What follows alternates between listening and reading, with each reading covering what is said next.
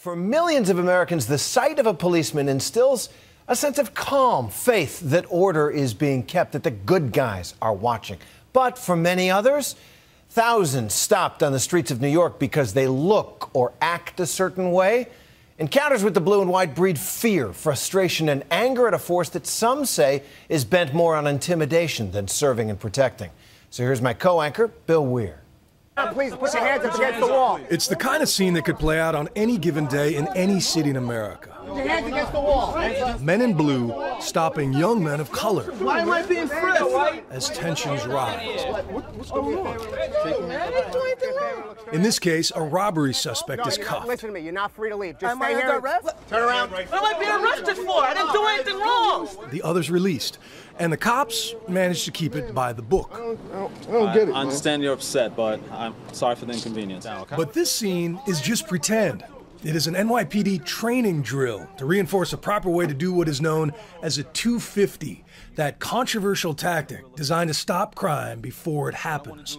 Controversial because critics say 250s rarely happen with this much courtesy and this much probable cause.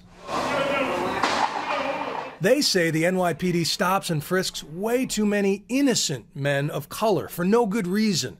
He was holding me, he was going through your pocket, he was going up, down. You want to go to jail? For what? Shut your mouth, kid. What am I getting arrested for? Shut your mouth. What am I getting arrested for? For being a mutt, you know what? Also, that's a law, being a mutt? He was going through my sweater. Then that's when he told me to keep my hands on my head. So I was like this the whole time. Frustrated by how often he was being stopped in his Harlem neighborhood, a 16-year-old son of a cop named Alvin says he hit record on his iPod one night in 2011 Why you push me out for? as two undercover officers approached. Our job is to look for suspicious behavior. When you keep looking at us like that, looking back. Because y'all always like stop. I just got stopped like 2 blocks away. Like, Listen to me. When you're walking the block with your hood up and you keep looking back at us like that, bro, you think you might have something. It is one of the few known recordings of something that happens nearly 2,000 times a day in New York, but whether this is the exception or the rule is a debate dividing America's biggest city. I don't think it was a unique stop for Alvin or any of the other young people that I've talked to personally. When activist filmmakers Aaron Schneider and Ross Tuttle heard the recording, they spent 8 months convincing Alvin to go public for their short documentary, The Hunted and the Hated. And we said, was this, the worst encounter you've had with NYPD? And he said, actually, no, it's not. He said, I've had worse. why you push me out for? Why you push me out for? Why you Yo, why are you touching that? What happens to officers in a stop like that? There is a civilian complaint process, and indeed there is a civilian complaint review board. Ray Kelly is the man in charge of the NYPD. We have a system to address that. Now, I'm not talking specific about this case because I don't know about it, but we're human beings here. We make mistakes, and we may have people who inappropriately stop individuals, but by and large, I don't believe that is that's the case. It is event specific. Since taking over in 2002, Kelly has presided over the most dramatic reduction in crime in modern American history. Last year was a record low of shootings. They're down 25% this year. Like his predecessor, Bill Bratton, Kelly believes in proactive policing.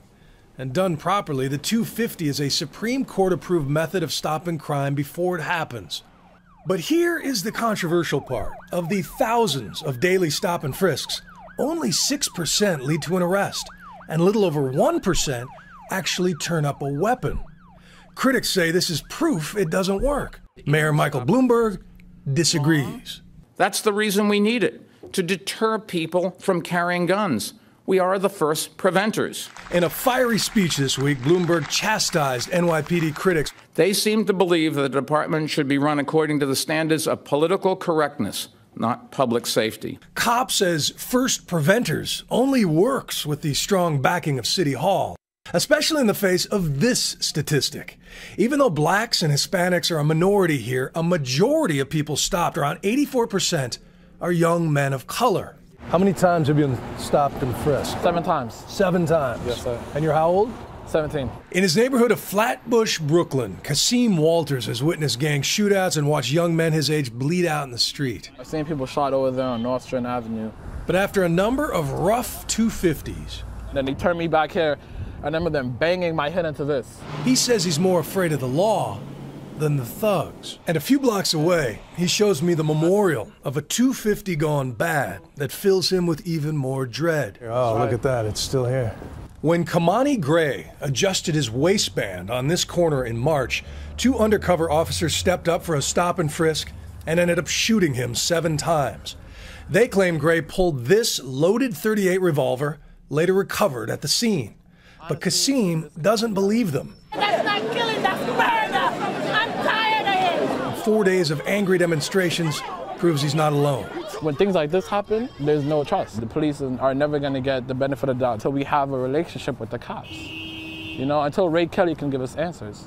New York City Councilman Jumaane Williams is a mentor of Kasim's and a leading critic of the NYPD's methods, like police reports, which show that the reason given for most stops is either a high-crime neighborhood or a suspect engaged in furtive movement. And I have Tourette's syndrome, so all I do is make furtive movements. So, you know, that means I can be stopped every time I come out of my house. When we wanted to break up crime in the Italian neighborhood, where there's organized crime, I don't believe they stopped every Italian person that they saw, and I don't believe if they did that, they would have gotten away with it. So I think we deserve the same respect in communities that look like mine. I've been around a long time in this department. Our relations now are better than they've ever been. One of the reasons is our police officers are now minority majority. This is the most diverse city in the world. We are now more reflective of that diversity than ever before. But more minority cops doesn't mean all of them are supporters of stop and frisk. I was stopped by police officers because of my race, because of what I looked like. They stereotyped, they racially profiled. I knew that I didn't want to do that. Pedro Serrano is one of 2 cops now denouncing his own department's policies. And he says he made a hidden recording of his own. This is about stopping the right people, the right place, the right location. Okay. He is convinced that there is a perverse quota system in place, which drives officers to stop minority kids for no good reason. You don't come up with those numbers, they retaliate by giving you bad evaluations.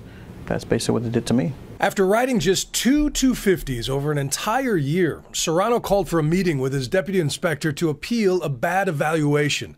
He also says he wore a wire and recorded this. Again, take my neighborhood where we had the most problems. Right. And most problems we had there was robberies and grand larcenies. And who are those people robbing? The problem was what? Male blacks, and I told you the roll call, and I have no problem telling you this.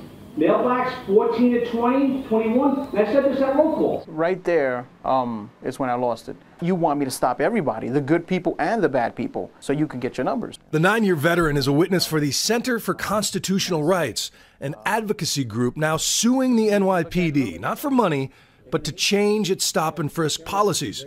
While Serrano and his attorneys say this is proof of racial profiling, the NYPD insists the inspector was talking about specific suspects in a specific string of crimes, and that Serrano was fishing to collect damning evidence for the lawsuit. For context, the inspector also said this. 99% of these people in this community are great, hard-working people, but we still are one of the most violent commands in the city. Yes. And to stop 2 people, you know, to see only 2 things going on, that's almost like you're purposely not doing your job. This is a business.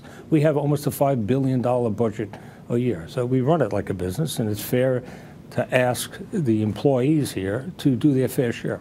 How does a number of 250s a month, a week, a year affect an officer's career? If an officer continually doesn't do what the commander wants him to do, I don't think it's going to positively affect his career, for sure, but I don't think it negatively affects him. If you don't meet the numbers, you're a bad cop. That's just how they see it. But Pedro Serrano has no doubt he has negatively affected his career by breaking the thin blue line. Yeah, you got bad guys out there who want to hurt me because I'm wearing their uniform, and you got the hierarchy who wants to hurt me because I spoke the truth. But Commissioner Kelly insists that race is not a factor. It's just that most of his officers are sent where most crimes are reported, and that up to 75% of violent crime victims describe their attacker as a black male. The percentage of people who stop, it's 53% African American. So really, African Americans are being understopped in relation to the percentage of people being described as being the perpetrators of violent crime. The stark reality is that crime happens in communities of color. They are being disproportionately victimized. NYPD, keep your hands off me. I'm just curious what you would say to the kid, the good kid, who's growing up in these rough neighborhoods, who resents the fact that he gets stopped 5, 6, a dozen times in his young life and forms his opinion of authority around those exchanges. What would you say to that kid? We're trying to save his life, and we're trying to save the life of other young people who are disproportionately victimized on the streets of this city and other cities throughout America.